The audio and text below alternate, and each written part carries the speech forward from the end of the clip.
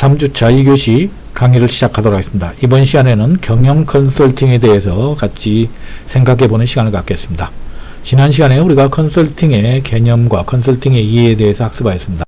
이번 시간은 경영 컨설팅에 대해서 학습하는데 먼저 경영 컨설팅의 개념에 대해서 살펴보도록 하겠습니다. 여러 내용이 있는데 일단 국제공인 컨설팅 협회 협의회에서 경영 컨설팅이란 경영 책임 있는 고객들에게 권리 과정에 대한 독립적인 자문과 지원을 제공하는 것이다. 그 외에 나머지 분들의 개념은 여러분들이 참고를 하시 바랍니다. 자, 그러면 우리가 경영 컨설팅을 한마디로 정리하면 컨설팅을 의뢰한 고객에게 개별 컨설턴트 또는 경영 컨설팅 기업이 경영 컨설팅 결과물을 제공하고 이에 따르는 수수료를 창출할 목적으로 수행되는 전문적인 자문 서비스를 말한다. 그래서 우리나라에서 가장 컨설팅에서 많은 것이 아마 제가 볼 때 경영 컨설팅과 전략 컨설팅이 아닌가 생각합니다.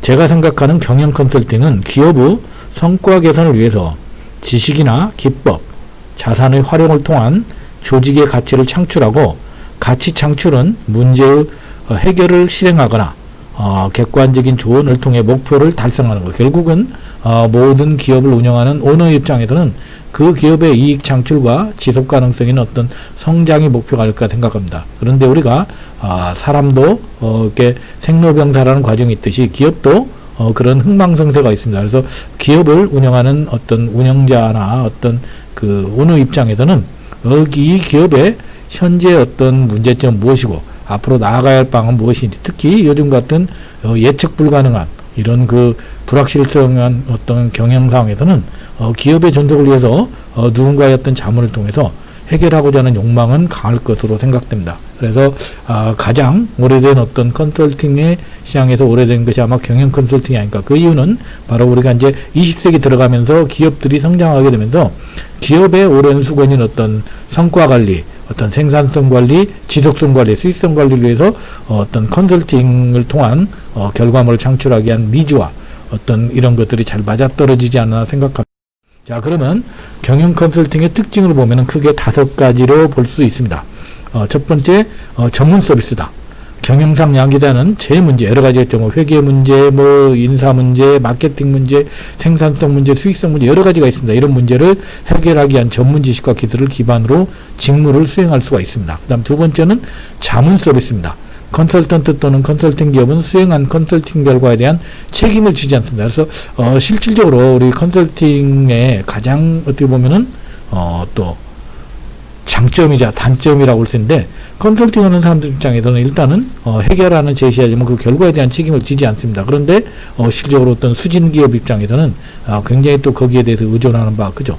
제가 직장을 오래 다녔던 교보생명 같은 경우도 베인앤컴퍼니를 통해서 2000년도 초반에 한 몇 년 동안 컨설팅을 했는데 실질적으로 그 결과는 실은 별로 그렇게 썩 좋은 결과는 아니고 굉장히 많은 한 몇백억의 어떤 그 자문료를 집행하고 나서 지불하고 나서 얻은 결과는 기업 문화 좀 바뀐 거에는 크게 어떤 그 결과물은 도출하지 못한 것들이 있었는데 거기에 따라서 어떤 베인앤컴퍼니에서 어떤 그 책임을 지는 건 없었다는 거죠. 그래서 오히려 이런 컨설팅에 대한 어떤 또 신뢰가 떨어지는 또 그런 것들이 책임을 지지 않는 어떤, 그렇다고 또 물론 책임은 질 수는 없겠죠. 그래서 이런 자문 서비스라는 특징이 있다. 세 번째는 독립 서비스다. 해결 방안은 객관적이고 독립적으로 제시한다.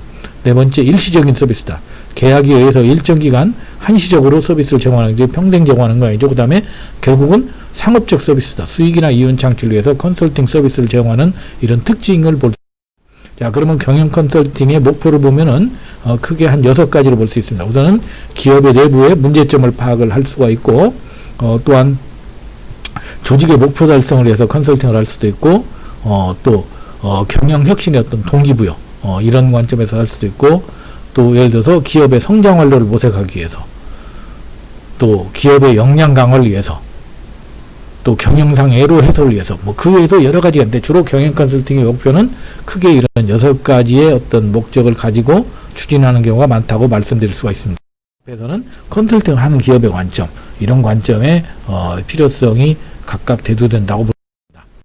자, 그러면 우리가 경영 컨설팅의 대상을 살펴보면은 경영 컨설팅은 우리가 크게 먼저 우리가 이제 경영 어떤 그 생산 관리나 재무 관리, 인사 관리, 어떤 그 마케팅 관리 이런 관점에서 우리가 이제 경영 컨설팅을 우리가 바라볼 수가 있죠. 그래서 하부 구조에는 조직 구조나 어떤 정보 시스템 관리라고 각 부문별로 생산, 재무, 인사, 마케팅 관리를 통한 어떤 경영 전략 전반을 우리가 한번 바라보는 그런 관점에서 경영 컨설팅을 바라볼 수가 있습니다. 자, 그리고 또 우리가 또 경영 컨설팅의 어떤 그 대상을 봤을 때 기본적으로 어떤 의사결정 과정에서 운영적 의사결정이냐, 관리적 의사결정이냐, 전략적 의사결정 이런 관점에서 각각의 어떤 단계에서 기업의 이상과 현실과의 차이를 파악해서 각각의 어떤 전략을 수립해서 어떤 새롭게 어떤 문제 해결을 도출하는 어떤 과정들, 프로세스별 어떤 그 경영 컨설팅을 하는 방법 이런 다양한 기법들이 도입이 될 수 있습니다. 그래서 우리가 이제 주로 이제 이런 기법에서는 우리가 여러분들이 잘 아시는 우리가 이제 스와트 분석이라든지 아니면 시나리오 기법이라든지 아니면 BCG 컨설팅 우리가 BCG 매트릭스라고 갖고 보스턴 컨설팅 그룹에서 만든 매트릭스가 있습니다. 여기에는 제가 직접 삽입은 안 했습니다만 여러분들이 너무 잘 아시는 우리가 이제 시장 점유율과 기업의 성장률을 가지고 우리가 네 가지의 어떤 매트릭스를 구분하죠. 그래서 기업의 성장률도 낮고 시장 점유율도 남는 것을 우리가 가장 낮은 것을 우리가 도그라고 해서 우리가 거의 이제 하찮은 그러니까 개처럼 이제 아무 이제 쓸모가 없는 이런 어떤 분야에 있는 기업들은 이제 우리가 이제 정리를 해야 되겠죠. 그리고 이제 예를 들어서 기업의 어떤 시장 점유율은 높은데 성장률은 낮은 거 이런 것들은 우리가 이제 캐시카우라고 해서 계속해서 기업에서 어떤 캐시플로우를 가져갈 수 있는 좋은 어떤 산업과 유지를 해야 되겠죠. 그리고 이제 예를 들어서 기업 경쟁력도 높고 시장 점유율도 높다면 이것은 우리가 스타라고 해서 가장 어떻게 보면 기업에서 유망한 거죠. 근데 이런 것 영역은 많지 않겠죠. 예를 들어서 시장 점유율도 높으면서 예를 들어서 성장률도 높은 이런 업종은 많지 않을 걸로 봅니다. 그리고 가장 애매한 것이 바로 시장 점유율은 낮은데 성장률은 높은 경우에 계속해서 이것을 추진할 것인가 말 것인가는 어떤 우리가 퀘스천 마크라는 이런 4개 분야로 하는 이런 분석 기법이라든지 여러분들 또 잘 아시는 강점 약점 기회 요인 위험 요인을 보는 스와트 분석을 통해서 하느냐 이런 것을 통해서 각각의 어떤 경영 컨설팅의 어떤 현실과 이상의 차이를 통해서 우리가 해법을 접근하는 이런 방법들을 수행. 자, 그러면 경영 컨설팅에 우리가 이에서 보면은 경영 컨설팅 프로세스 우리가 기본적으로 이제 컴팩트하게 보면은 크게 4단계로 이렇게 나눌 수가 있다. 첫 번째는 우리가 착수 단계, 그 다음에 진단 단계, 그 다음에 대안의 개발과 선택 단계, 마지막에 실행 및 종료 단계로 구분할 수가 있습니다. 그래서 이거 각각의 분류는 우리가 이제 5단계로도 할 수 있고 6단계로도 할 수 있고 이렇게 4단계로도 할 수 있는데 대부분 개인 같은 경우는 뭐 한 4, 5단계로 구분하는 것이 아마 맞지 않을까 생각합니다. 그럼 먼저 착수 단계에서 보면은 착수 단계에서는 기본적으로 우리가 주요 활동을 보면은 먼저 고객을 먼저 만나는 최초 만남이 될 것이고 이때의 어떤 고객의 예비 문제를 진단하는 거죠. 그러면 이때 우리가 대부분 고객의 어떤 문제점이 고객이 제시한 어떤 자료나 정보에서 이루어지게 되는데 이때 우리가 가장 유념해야 될 것은 빙산의 일각을 보고 우리가 맥락을 쉽게 판단해서는 안 된다. 그래서 이때 이제 어떤 계약이 이루어지게 되면은 제안서를 제출하고 컨설팅 프로젝트를 계약을 하는 이런 것들이 주요 활동이 되겠습니다. 그래서 개인으로 가면은 모르겠지만 만약에 팀으로 간다면 TF를 구성하게 될 것이고 예비 문제 진단에서는 어떤 거시 환경과 시장 환경 이런 것들을 분석해서 우리가 이제 제품이나 서비스를 분석하는 것이 착수 단계가 되겠습니다. 그래서 착수 단계에서 가장 먼저 유념해야 될 것은 우리가 이제 어떤 프로젝트를 수행하게 될 때 이제 컨설턴트 입장에서는 프로젝트 전략과 계획을 수립을 해야 됩니다. 제일 먼저 문제를 먼저 결정해야죠. 그래서 고객 문제는 고객이 우리가 보여지는 문제에서 결정하는 것이 아니라 좀 더 넓은 맥락에서 검토해야 된다. 만약에 매출이 떨어진다면은 매출 관점에서만 접근할 것이 아니라 만약에 이게 회사의 조직 문제인지 환경의 문제인지 좀 더 넓은 맥락에서 접근해야 될 것이고 목표를 수립할 때는 반드시 계량화된 형태로 제시해야 됩니다. 예를 들어서 뭐 3개월 만에 흑자를 내도록 하겠습니다. 이런 것이 어떤 목표가 아니라 명확하게 3개월에 예를 들어서 이익이 지금보다 20%를 올리도록 하겠다. 이렇게 구체적으로 하시는 게 필요하다. 그리고 이제 성취될 이익을 우리가 이제 매출도 중요하고 뭐 예를 들어서 이익도 중요하고 그다음에 뭐 성장성도 중요하다면 그 중에 우선순위를 우리가 중요도에 따라서 제시를 하는 것이 필요하다. 그리고 이제 컨설팅 단계를 명확하게 착수 단계를 구체적으로 언제부터 언제까지 할 건지 이것을 기간을 명확히 정리하는 것이 필요합니다. 그리고 역할도 명확히 지정해야 합니다. 자, 우리가 대부분 우리가 이제 소규모 어떤 중소기업이나 소상공인 컨설팅을 하다 보면 우리가 이제 좀 그 컨설턴트와 우리가 의뢰자하고 어떤 기대가 미스매칭이 되면서 굉장히 만족도나 어떤 수행하는데 어려움이 있는데 반드시 계약을 할 때는 내가 제공할 수 있는 정보는 어디까지이고 또 예를 들어서 이런 것들에 대한 어떤 역할을 또 기업에서 어떠한 역할을 해주고 내가 어떤 역할을 할 건지 이런 것들을 명확히 해서 이것을 문서화하거나 아니면은 기록으로 남겨두는 것이 필요하다고 말씀드릴 수가 있습니다. 자, 두 번째는 이제 진단 단계입니다.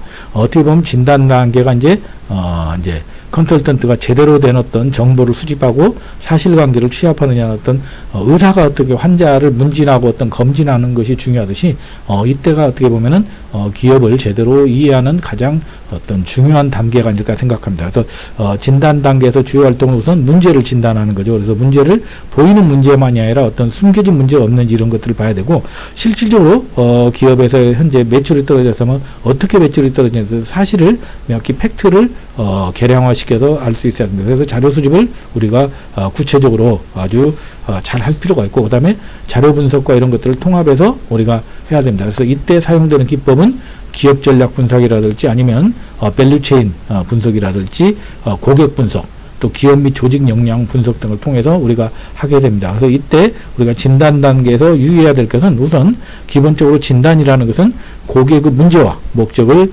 깊이 있게 조사해서 문제에 영향을 미치는 요인과 영향력을 확인하는 단계입니다. 그래서 문제 해결 방향 설정에 필요한 정보를 준비하는데 가장 중요한 것은 우리가 기본적으로 우리가 정보를 잘 얻기 위해서는 자유로운 어떤 정보를 가지고 있는 사람들하고 접촉이 필요할 것이고 이 정보의 어떤 진위, 어떤 예를 들어서 정보의 어떤 중요도 이런 어떤 검증을 통해서 계속적인 피드백이 이루어질 수 있는 시스템이 이루어지게 하는 것이 필요하다. 그리고 우리가 또한 기본적으로 진단할 때는 모든 자료를 수집할 때 모든 자료를 다 수집하는 것이 아니고 기본적으로 우리가 경영 컨설팅에서 요구하는 어떤 목적에 맞는 우리가 목적을 명확히 함으로써 거기에 맞는 어떤 목적 중심의 정보를 수집하는 것이 필요하다. 그래서 거기에 따라서 우리가 불필요한 것은 가지를 치고 이런 것들을 우리가 시간 관리 어떤 역량 관리를 하는 것이 중요하다고 말씀드릴 수가 있습니다. 자, 세 번째는 우리가 이제 대안의 개발과 선택 단계가 되겠습니다. 자, 대안의 개발과 선택 단계에서는 기본적으로 우리가 해결안을 개발하게 되고 결국은 이제 고객이 원하는 것은 이제 해답을 원하기 때문에 실행하고 이런 것들은 고객의 역할이지만 결국은 해결책을 내놓는 것은 이제 컨설턴트의 역량이기 때문에 해결안을 개발하고 거기에 대해서 평가하고 대안을 A안 B안에서 선택해서 권고하게 되고 실행 계획을 수립해 주는 데까지 이제 컨설턴트가 해야 될 역할이라고 봅니다. 그래서 이때 필요한 기법으로는 주로 이제 경영 목표를 새롭게 설정해 주고 그 다음에 대안을 최종 검토해 주는 이런 것들이 대안의 개발과 선택이 되겠습니다. 그래서 항상 우리가 이제 컨설턴트가 해야 될 역할은 여기까지이고 실질적으로 어떤 실행이나 이런 것들에 대해서는 결국은 고객이 결정하는 거기 때문에 컨설턴트는 이게 잘 실행될 수 있도록 우리가 이제 촉진자 이런 역할을 하고 이제 이런 것들을 동기부여하는 역할을 하는 것이 중요하겠죠.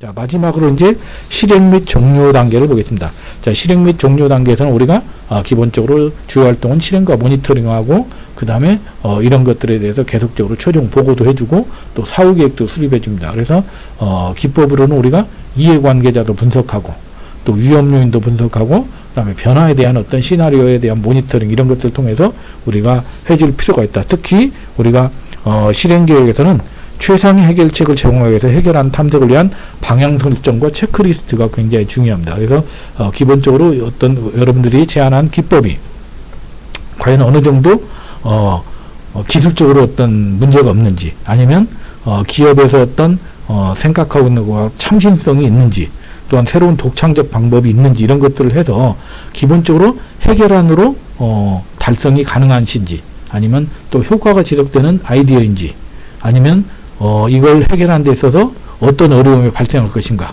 또한 기간은 얼마나 걸릴 것인가 이런 것들을 면밀하게 분석해서 보고서나 아니면 CEO에게 정보를 제공함으로써 올바른 선택할 수 있는 어떤 바로미터를 제공하는 것이 필요하다. 특히 경영상의 의사결정과 결정에 대한 어떤 효과의 발휘를 배려하는 고객은 실행의 궁극적인 책임자이기 때문에 컨설턴트 입장에서는 기본적으로 이런 것들이 제대로 실행될 수 있도록 결국은 CEO나 어떤 고객이 결정을 할 수 있도록 우리가 도표화를 통해서 우리가 명확하게 도식화를 해줌으로써 명확하게 어떤 이런 것들에 대한 어떤 경영층이나 회사에서 이걸 수행할 수 있다는 어떤 명확한 어떤 결정을 내릴 수 있는 기본 자료를 이렇게 전달해 주는 게 필요하고 또한 기본적으로 각 단계별로 모니터링 및 피드백을 통해서 지속적으로 사후관리 필요합니다. 그래서 결국 사후관리라는 것은 우리가 고객과 컨설턴트가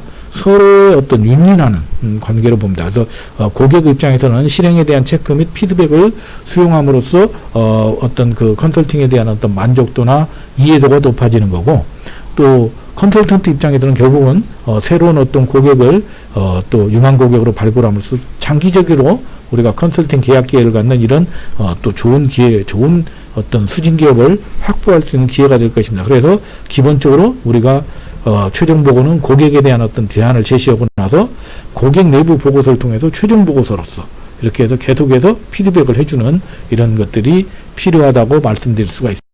자, 그러면 경영 컨설팅의 어떤 주요 분야를 보면은 우리가 전략 분야, 인사 분야, 재무 분야, 조직 운영 분야 뭐 여러 분야가 있는데 전략은 뭐 여러분들 보시는 바와 같이 비전 및 재무 전략이나 이런 걸 수립하고 인사는 뭐 이런 것들이 있다. 뭐 여러분들이 크게 어려움이 있습니다.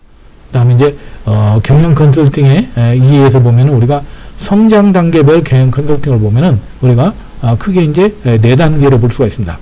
창업 단계, 성장 단계 그 회사가 여러분들이 컨설팅하는 수진 기업이 창업 단계면은 주로 이제 고객 확보를 통한 시장 진입에 대해서 좀 고민해야 될 것이고 성장 단계라면 외형 확대 과연 시장 진입을 통한 외형 확대를 할 거냐 투자를 통한 어떤 외형 확대를 할 거냐 이런 것들에 대해서 컨설팅을 해줄 필요가 있고 성숙 단계에서는 어떤 비능률 제거하거나 어떤 인재 양성 부분 그 다음에 쇠퇴나 재구축 단계에서는 철수를 할 건지 아니면 경영혁신을 통한 재구축을 할 건지 이런 것들을 우리가 좀 보면서 컨설팅을 해줄 필요가 있습니다. 그리고 이제 분야별 경영 컨설팅의 기업에 우리가 보면은 우리나라에서 이제 전략 컨설팅으로는 외국계에서는 이제 맥킨지, 보스턴 컨설팅이라든지 베인 앤 컴퍼니 굉장히 뭐 다 유명한 데들이죠. 이런 데들이 주로 이제 좀 인지도를 올리고 있고 그다음에 이제 국내에서는 좀 네모 파트너스라는 곳에서 좀 상당히 인지도가 있는 것 같습니다. 그다음에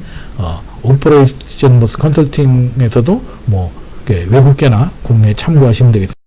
자, 그리고 이제 인사 전문에서는 또 이제 국내에서는 조인스 HR이나 PSI 컨설팅 이런 데들이 좀 인지도가 있는 편이고 외국계에서는 예를 들어서 베인 앤 컴퍼니라든지 뭐 워스턴 미어트라든지 이런 데에서 인사 전문 컨설팅이 어떤 전문성 있는 기업체로 인지도가 있다고 보겠습니다. 또한 IT 컨설팅에서는 IBM이라든지 국내는 삼성, SDS, LG, 뭐 SK 이런 데에서 각각의 또 우리 국내 기업들이 워낙 또 IT 분야에서는 나름대로 전문성이 있기 때문에 나름대로 이런 데서 또 인지도가 있는 분야가 있다고 보겠습니다.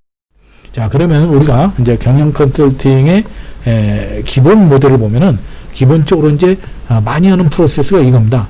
기본적으로 제일 먼저 환경 분석을 하는 거죠. 환경 분석하는 것은 우선 외부 환경은 우선 기회 요인과 위험 요인을 통해서 외부 환경을 분석하고 나서 기업의 내부 역량을 보는 거죠. 기업의 핵심 역량이라는 걸 봐서 강점은 무엇이고 약점은 무엇이고 여러분들 잘 아시는 이제 스와트 분석을 통해서 스와트를 도출하고 우리가 이제 또 하는 것들이 우리가 이제 또 많이 하는 게 이제 우리가 이제 CSF라는 것은 Critical Success Factors라고 해서 기업 핵심 성공 요인이라는 것입니다. 그래서 핵심 성공 요인 CSF는 기업 경쟁력 향상을 위한 핵심 내부 역량이며 목표 달성을 위해서 반드시 수행해야 하는 필수 요소를 말하는데 대부분 여기서 주목해야 될 키워드는 CSF는 주로 이제 경영자가 중심이 되기 때문에 경영자에게 보고를 해서 경영자를 중심으로 도출하는 기법이라고 있습니다. 자, 그리고 나서 우리가 이제 현황을 분석하는 거죠. SIS. 왜냐면 이제 어떤 경영 컨설팅을 한눈에 이해시키려면 일단은 가장 도식화되고 좀 이해하기 쉽게 이렇게 도표화하는 게 중요합니다. 그래서 먼저 환경 분석을 통해서 스와트 분석을 통해서 기업의 현황을 분석하는 거죠. 그래서 현재 업무의 어떤 SIS, 현재 업무는 어떻고 현안 도출은 어떻게 되고 개선은 어떻고 전략을 도출하고 나서 미래에는 이렇게 될 것이다. 미래에는 이렇게 전략을 이렇게 바꾸면 이런 기대 효과가 있을 것이고 이런 식으로 바뀌어야 될 것이다 하고 나서 마지막에 이제 우리가 이제 통합 실행 계획을 수립을 해서 우리가 전략간 우선순위라든지 어떤 기대 효과 고려사항을 통해서 변화관리 6개월 뒤, 1년 뒤 이런 어떤 것을 보여줌으로써 경영 컨설팅을 이제 추진하는 이런 프로세스가 되겠습니다. 자, 그리고 이제 경영 컨설팅을 수행하기 위해서는 기본적으로 이제 여러 가지 환경 툴이 있습니다. 이런 것들을 우리가 이제 5주차, 6주차 이후에 계속해서 우리가 학습할 내용입니다. 그래서 먼저 보시면 이제 패스트 기법이라고 해서 여러분들 잘 아시는 정치, 경제, 사회, 기술 분야에서 이 기업과 관련된 어떤 것들이 환경이 있는지 이런 것들은 이제 우리가 스와트 분석과 같은 용지에서 분석하는 방법이죠. 그 다음 이제 3시 분석이라고 해서 우리가 이제 고객, 그 다음에 경쟁자, 그 다음에 협력자, 이런 것들을 우리가 분석하는 방법이 있고, 이제 또 5 포시스 분석이 있고, 그 다음에 여러분들 잘 아시는 스와트 분석, 그 다음에 아까 제가 말씀드렸던 기업의 핵심 성공 요인을 분석하는 거, 그 다음에 이제 또 이제 인터뷰하는 방법 이런 것들을 통해서 우리가 환경 분석을 하는 다양한 방법들이 있다. 그래서 이 방법을 다 사용하는 것이 아니라 각각의 컨설턴트가 그 기업의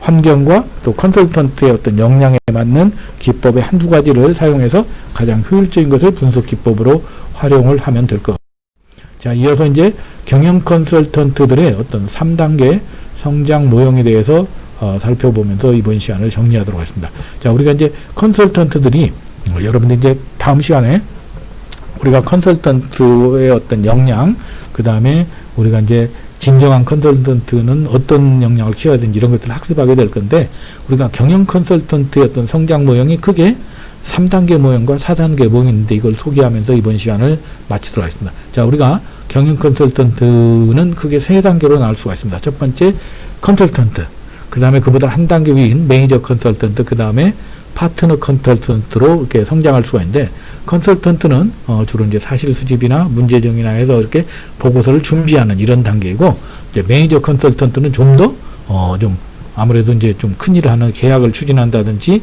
어떤 컨설턴트를 평가를 하거나 관리자를 상대하는 이런 역할을 하게 되고, 이제 파트너 컨설턴트 같은 경우는 실질적으로 최고 경영층을 상대한다든지 아니면은 계약을 승인하고 의뢰인의 위험 관리를 하는 좀 더 어떤 탑다운 방식의 어떤 그런 방식의 어떤 영역까지 이렇게 올라가는 단계라고 볼 수 있습니다. 그런데 이제 계약 컨설턴트를 우리가 이제 4단계로 구분하게 되면은 이제 한 단계가 좀 늘어나다 보니까 좀 더 세분화가 되는 거죠. 첫 번째는 이제 그냥 컨설턴트. 그래서 이것은 이제 주로 이제 그 사람의 어떤 경험이나 그 사람의 어떤 경력을 가지고 판단하는 거죠. 그래서 이제 기본적으로 한 6개월에서 1년 정도 했을 때 연수 및 보조 업무를 수행하는 이런 단계를 우리가 컨설턴트라고 하고, 그다음 이제 오퍼레이팅 컨설턴트는 우리가 전문 분야에서 컨설팅을 실시하면서 한 4년에서 7년 정도 현장 경험을 습득하는 단계를 우리가 오퍼레이팅 컨설턴트라고 하고, 그보다 한 단계가 나아가면 이제 슈퍼바이저 컨설턴트라고 한다. 그래서 이제 슈퍼바이저 컨설턴트는 오퍼레이팅 컨설턴트 후원 및 감독하고 어떤 프로젝트를 총괄하는 이런 단계가 될 것이고, 마지막으로 파트너 컨설턴트는 컨설팅 회사를 경영 가능하고 독자적 영업 수주를 가능하게 합니다. 그래서 물론 뭐 이 단계는 꼭 모든 게 다 맞는 건 아니지만 대부분의 어떤 기업형의 어떤 우리가 이제 회계법인이라든지 뭐 예를 들어서 법무법인도 각각의 어떤 변호사나 회계사들을 같이 그룹핑이 되어 있지만 그 사람들을 각각의 어떤 경력이나 경험, 어떤 그 사람들의 역량에 따라서 나누듯이 컨설턴트도 대부분의 어떤 그 소속된 어떤 회사에서 이런 식으로 3단계, 4단계 어떤 성장 모형으로 성장할 수가 있다. 그래서 본인이 이제 최고의 어떤 파트너 컨설턴트까지 올라가는 사람이 있는가 하면은 이제 몇 년이 지나도 뭐 예를 들어 오퍼레이팅 컨설턴트에서 마무리한 사람이라든지 이런 식으로 어떤 개인의 어떤 결국은 이런 전문가라는 것은 결국 모든 성장이나 어떤 역량 개발이나 이런 것들은 자신이 얼마나 노력해서 키워나가는 것이 아닌가 생각합니다. 요즘 또 2020년에 새로운 또 우리가 이제 패러다임이 우리가 업글이라는 게 이제 패러다임이죠. 업글이라는 것은 자신의 어떤 역량도 키우고 체력도 키우고 모든 걸 키우는 것처럼 우리가 컨설팅 분야에 도전하는 또 여러분들 입장에서는 우리 이 14주 동안 이루어지는 15주 동안 이루어지는 소상공 컨설팅을 통해서 여러분들이 그동안 알고 있었던 내용에서 좀 더 우리가 컨설턴트로서의 어떤 역량, 그다음 지혜, 지식을 업그레이드 시키는 그런 소중한 시간이 되시길 바라면서 이 교시를 마치